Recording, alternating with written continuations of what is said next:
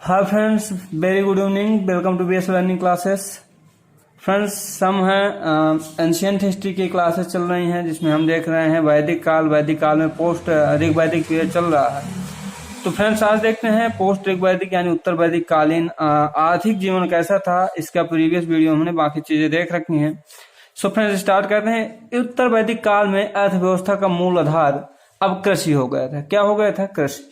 फिर ऋग वैदिक काल में क्या था? ऋग वैदिक काल में आपको याद होगा पशुपालन यानी एनिमल रियरिंग जो है क्या था? मुख्य आधार था आजीविका का। इस समय आर्य स्थायी रूप से निवास करने लगे थे, ये दूसरी बात थी, यानी कि स्थायी जीवन का विकास हो रहा था। साथ ही कृषि पशुपालन व शिल्पों के माध्यम से अपनी आजीविका चलाने लगे थे। ये व्यवस्था समाज में हो आई थी।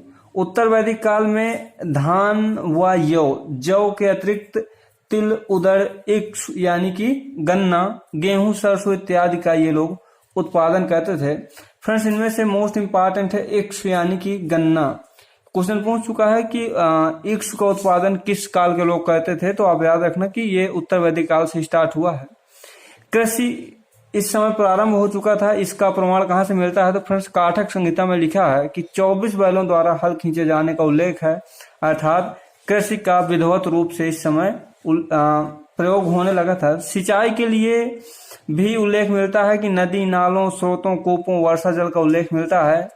शतपथ ब्राह्मण जो एक ब्राह्मण ग्रंथ है, उसके अनुसार अगर फ्रेंड्स आप बात करें तो उसमें कृषि की विभिन्न प्रक्रियाओं यानी कि कर्षण किसे कहते हैं? जुताई को, वपन यानी कि बुआई, लुनन यानी कटाई और मृणन यानी मड़ाई का उल्लेख मिलता है। अर्थात यह कृषि की सभी गतिविधियों से पूर्णतया परिचित हो चुके थे। फ्रेंड्स, इतने नहीं, इसके अतिरिक्त इस समय ये पालतू पशु भी रखने लगे थे।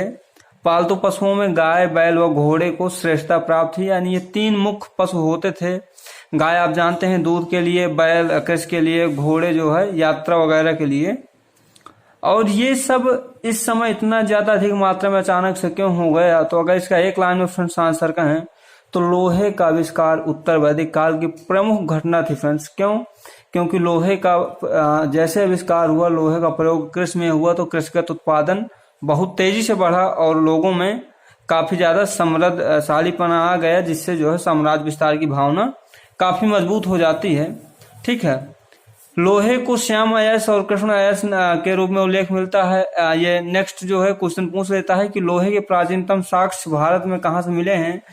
तो भारत में 1000 बीसी में यूपी के एटा जिले के अतरंजी खेड़ा नामक जगह से मिले हैं। तो ये बात आप याद रखेंगे, ठीक है, कि लोहे के प्राचीनतम साक्ष्य उत्तर वैदिक काल से मिले हैं। ठीक है। इस समय इसके अतिरिक्त मिट्टी के बर्तन यानी अनाज सरप्लस प्रोडक्शन होने लगा था, तो अब उनको कलेक्ट करने के लिए लोग मृदभांड का अर्थ होता है मिट्टी के बर्तन बनाना, भी इन्होंने शुरू कर दिया था।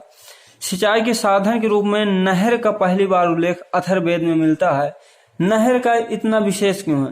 फर्स्ट, नहर क्यों बनाई जाती है? दूर दराज के क्षेत्रों में सिंचाई की व्यवस्था के लिए, अर्थात कृषि उन क्षेत्रों में भी फैल चुकी थी जहां सिंचाई की व्यवस्था नहीं थी। तो ये मोस्ट इंपॉर्टेंट है। ठीक है।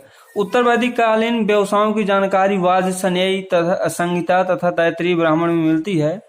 इस समय का अगर प्रमुख व्यवसाय की बात करें तो कुंभकार कहलाता था, जो मिट्टी के बर्तन बनाता था। इसको कुलाल कहते थे। ठीक है। तो कुलाल प्रमुख व्यवसाय था।